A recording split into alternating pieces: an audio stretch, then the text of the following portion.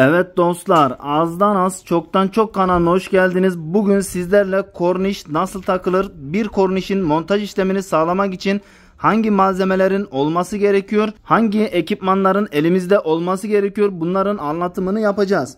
Şimdi biz burada kornişimizde çivi montajı kullanmıyoruz, vida montajı yapacağız. Çivi montajı kullananlarla görüştüğümüzde çiviler bir müddet sonra düşüyor. İstenilen sağlamlıkta olmuyor dediler. Biz o yüzden vida montajı, vida dübel işlemini gerçekleştireceğiz. Sebebi de bundan dolayı. Bizim burada yapacak olduğumuz iki türlü işlem var. Birisi vidalama işlemi, birisi dübelin girecek olduğu duvarı delecek olan matkaba ihtiyacımız var. Şu görmüş olduğunuz akülü matkabımız, bakın bu kanalda bizim bunun tanıtımı var. Yaklaşık bir 2,5-3 yıldır bu matkabı birebir kullanıyoruz. Bu matkap güzel deliyor ancak biraz zor kısımlara geldiği zaman istediğimiz sonucu alamıyoruz. Zorlanıyoruz. O yüzden bunu burada tercih etmiyoruz. Bununla sadece kornişin vidasını takma işlemini gerçekleştireceğiz. Şu görmüş olduğunuz darbeli matkabımız var. Bu darbeli matkabın uç kısmına mandren aldık. Bu şekilde bu mandrenler satılıyor. Bilmeyenler varsa onlar da bu şekilde öğrenmiş olur. Bu mandrenlerin ortalama bizim şu videonun çekildiği tarihteki fiyatı 100 TL. 100 TL'ye mandren aldığımız zaman aynı şu matkabın ucu gibi oluyor. Tüm buradaki aparatları bu darbeli matkapta kullanabiliyoruz. Görmüş olduğunuz gibi mandrenimizi aldık. Uç kısmına taktık. Burada ihtiyacımız olan bir duvar delecek olan matkap, iki vidalama yapacak olduğumuz matkap. Bununla vidalama da yapabiliriz. Sıkıntı yok. Ancak şu uç kısımda uzama meydana geldiği için bu biraz sallanma yapıyor. Sallı hareket ediyor. Sağa sola biraz fazla hareket ediyor.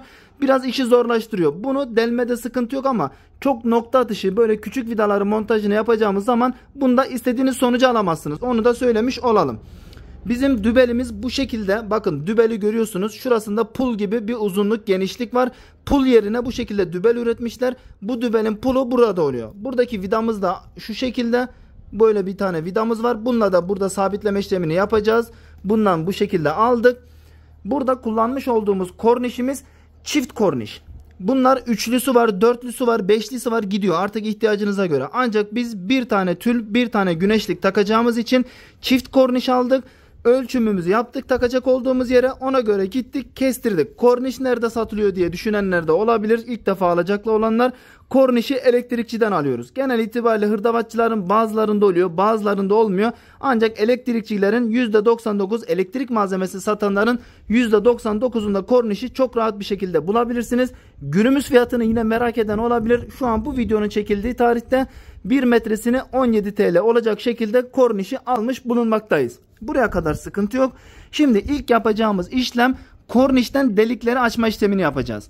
Burada başlangıç kısmına perdeleri biriktirdiğimiz için, perdemizi açtığımız zaman başlangıç kısmına toplandığı için başlangıç kısmına kısa mesafeden dübel ve vida atacağız. Sonrasında mesafeyi arttıracağız. Şöyle göstereyim. Bakın işaretlememizi yaptık. 8 santimetreden olacak şekilde vidamızı yapacağız. 10 santimetreye de çıkarabilirsiniz. 5 santimetre de yapabilirsiniz. Bu sizin buradaki kornişinizin uzunluğuna bağlı. Eğer ki kornişiniz çok geniş olacaksa, çok uzun olacaksa o zaman size tavsiyem olabildiğince ilk yeri 5 santimden başlayın. 5 santimetreden başlarsanız perdeniz toplandığında sıkıntı yaşamazsınız. Şimdi burada söyleyecek olduğum mesafeler yine sizin kornişinizin uzunluğuyla alakalı olacak. Bizim kornişimizin ortalama uzunluğu 2 metre 20 santim. Şimdi 2 metre 20 santim, 2 metre 50 santim, artık 3 metreye kadar diyelim. Biz 3 metreye kadar olan kornişlerde 50 santime bir olacak şekilde ilk başlangıcımız 8 santim, 8 santimden sonra 50 santim olacak şekilde delik vidası açacağız. Bu şekilde vida ve dübelimizi atacağız. Ancak kornişiniz uzun olursa bu mesafeyi biraz daha kısaltmanız gerekebilir. Çünkü perde çok ağır hale gelecek. Korniş vidalar, dübel ve vidamız bu ağırlığı taşımayabilir. O yüzden mesafeyi kısaltın. Ancak ortalama 50 santimetre idealdir. 50 santimetreden bu şekilde işaretlememizi yaptık. İşaretlememiz neticesinde ilk olarak deliklerimizi açacağız. Burada deliklerimizi açarken bu şekilde duvarı delecek olduğumuz aparatlar yardımıyla açmıyoruz. Çünkü bu patlatma yapıyor dostlarım. Görüntü çok kötü oluyor. Aynı zamanda bu dübeller buradan tutamıyor patlatma yaptığı için. O yüzden biz burayı tahta delme ucuyla, o da ucu da size göstereyim. Bakın şurada görüyorsunuz. Bu da tahta delme ucumuz. Ucunda bir miktar sivrilik var, onu da görüyorsunuz. Bu patlatma yapmıyor. Tabi daha değişik şekillerde de tercih edebilirsiniz. Ancak bununla deliyoruz. Şimdi burada bizim bu dübelimizi delecek olduğumuz normal ağzımızın delecek olduğumuz vidanın kalınlığı 8'lik. 8'lik olarak geçiyor. 8'likle delik açacağız. 8'lik dübelimizi vuracağız.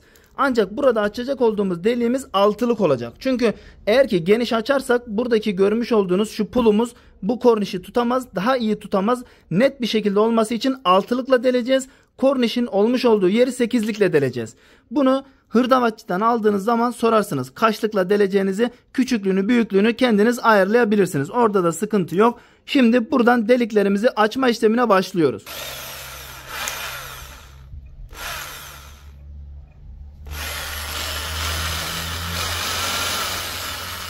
Görmüş olduğunuz gibi gayet güzel bir şekilde deliğimizi açtık. Bakın herhangi bir patlama yok.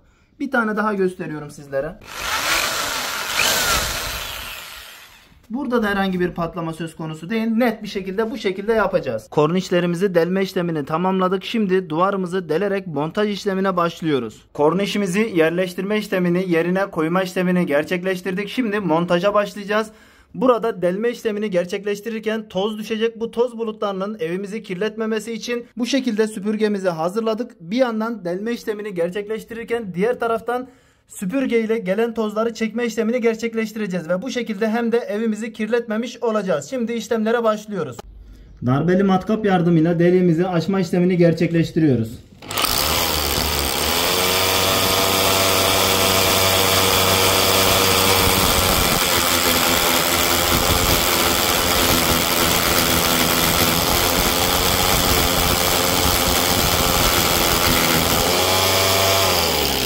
Delme işlemini yaptıktan sonra dübelimizin montajını sağlıyoruz.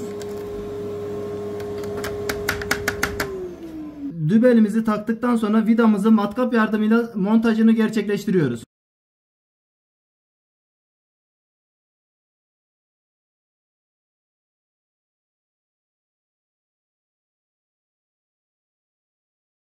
Kornişimizi takma işlemini gerçekleştirdik. Bakın şu anda görüyorsunuz. Şöyle elimle biraz kuvvet uygulayacağım. Bakalım açıklık var mı? Bakın şu şekilde kuvvet uygulamama rağmen herhangi bir esneme payı yok.